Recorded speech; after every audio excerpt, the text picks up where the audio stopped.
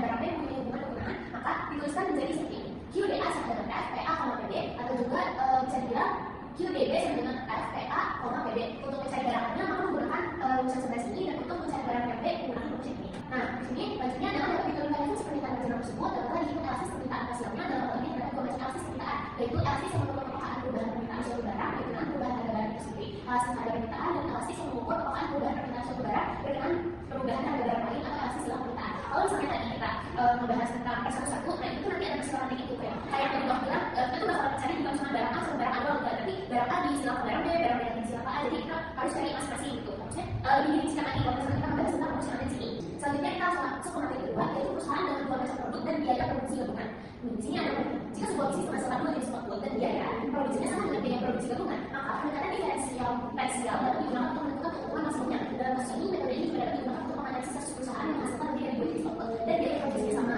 Adanya sebuah perusahaan produksi dua macam barang A dan B, di mana fungsi permintaan akan masing-masing. Barang diceritakan oleh Q, A, dan Q, serta biaya produksinya C sama dengan V, Q, A, Q, B. Maka di sini mulai masuk ke rumus yang dimana kayak caranya dari penerimaan dari produksi A itu pakainya rumus apa, terus penerimaan dari produksi B itu rumus apa. Terus di sini ada penerimaan total juga, cari R sama dengan PR A dikali B sama dengan V, Q, A plus V, Q, D. Di sini kita bakalan aku masukin juga rumus dengan biaya laporan berapa, terus keuntungannya berapa, sama V maksimum juga di asetnya itu berapa.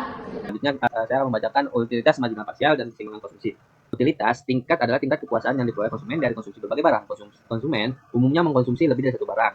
Jika barang tersebut dilambangkan dengan Q1, Q2, dan Qn, maka fungsi utilitasnya adalah utilitas sama dengan fungsi terhadap Q1, Q2, dan Qn. Untuk penyederhanaan, jika hanya barang yang dikonsumsi misalnya barang X dan Y, maka utilitas sama dengan fungsi terhadap X dan Y. Selanjutnya itu modal perkembangan usaha. Turunan parsial dari fungsi utilitas digunakan untuk menghitung utilitas marginal.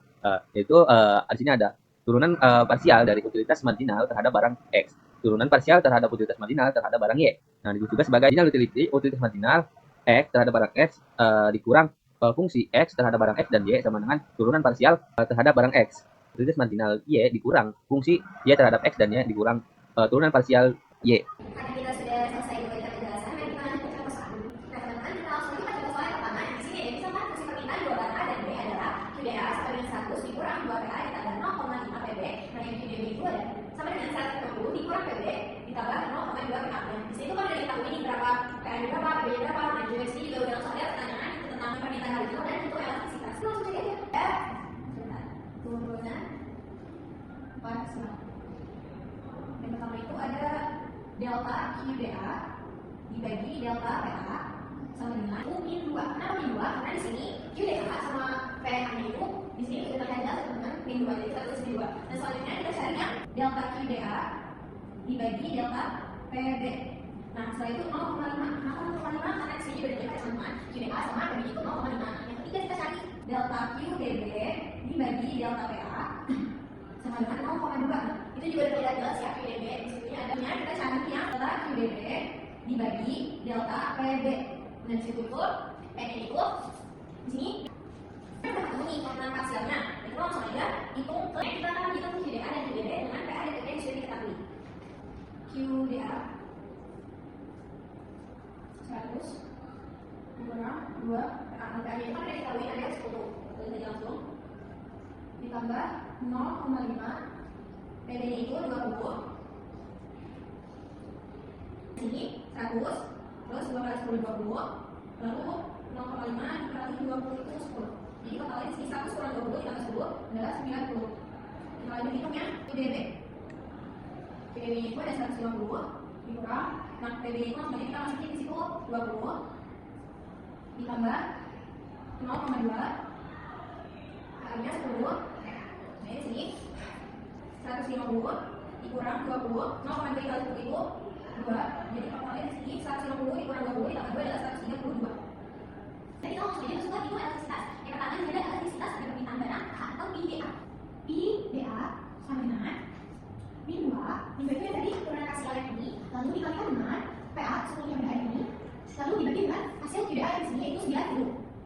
Jadi min 2 dikalikan dengan 10 dibagi 90 itu berapa? Yaitu 0,1111. Nah, ini ya 0,222. Kita lanjut ke elastisitas kalau permintaan barang A pada barang B atau IAB. IAB di sini kan 0,5. Kita masukkan PB yaitu 20 dibagi dengan 90 dari hasil yang tadi. Masukin.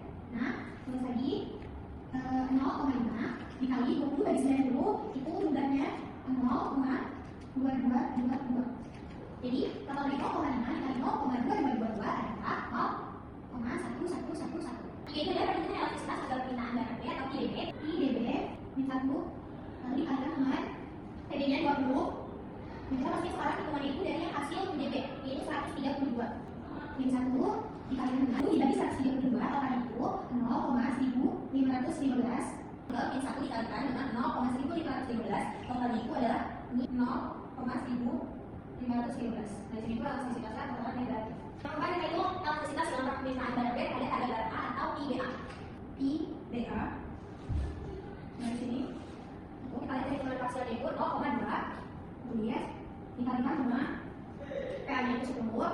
Lalu kita masukkan hitungan yang QDB di sini itu 132. Jadi 0,2 dikali 10 dibagi 132 itu totalnya 0,0758. Nah, 0,2 dikali 0,0758 adalah 0,052. Maka elastisitas yang keempat itu adalah positif. Oke, jadi untuk soal yang kedua yang pertama harus kita cari tahu itu adalah penerimaan barang dari A dan penerimaan barang B sama total dari penerimaan barang tersebut. Nah, tadi di awal kita udah sempat membahas tentang rumusnya. Nah, di sini kita bakal langsung masuk aja ke bagaimana cara penyelesaiannya untuk mencari penerimaan barang A. Ya kan? Tadi PA itu udah diketahui kan? PA-nya itu kita ada 7, PB-nya ada 20. Nah, kita di sini mau cari penerimaan barang A.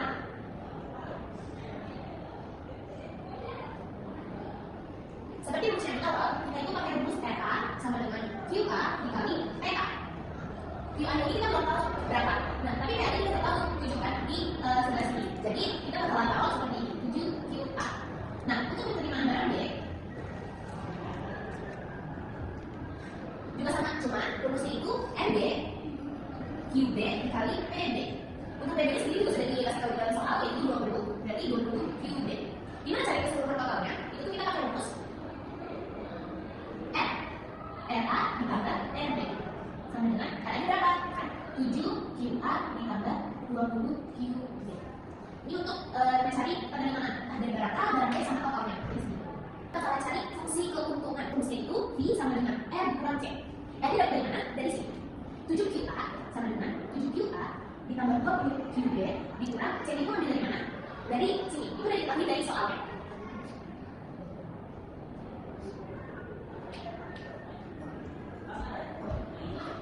Kita akan mencari turunan parsial dari QA.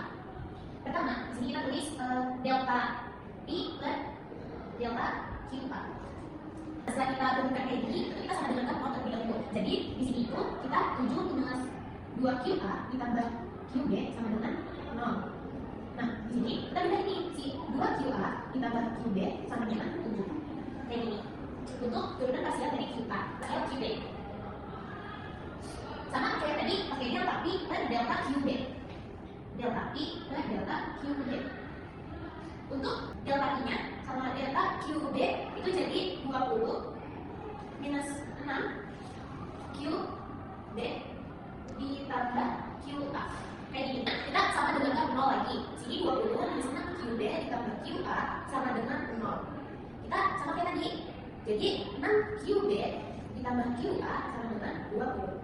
Ini untuk turunan parsial QA sama QB. Kita bakal cari QB ini. Jadi QB sama dengan 7 minus 2 QA. Nah, untuk yang QB ini nanti bakalan kita spesifikasikan. Ya, ini langsung dimasukin aja ke yang tadi QB sama dengan 7 minus 2 QA. Jadi kita masukin 7 minus 12 QA ditambah QA sama dengan 20. 6 kali 7 sama dengan 42. 6 kali 2 sama dengan 12 QA ditambah QA sama dengan 20. 42 minus 12 misalnya minus 12 ditambah QA sama dengan minus 11 QA sama dengan 20.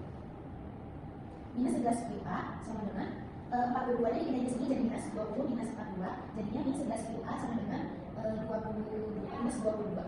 QA sama dengan minus 22 dan minus 11. Jadi QA sama aja 2. Setelah kita menemukan QA nya adalah 2, kita langsung pakai rumus yang ini untuk diskusikan lagi. Jadi 2 kita soalnya atau substitusi ini kan 2QA ditambah QB sama dengan 7. Kita langsung aja 2 dikali ini QA nya berapa? 2 juga ditambah QB. Kita bakalan cari QB nya. QB sama dengan 7. 2 kali 2 sama dengan 4, terus QB sama dengan 7. QB sama dengan 7 dikurang 4 sama dengan QB hasilnya 3.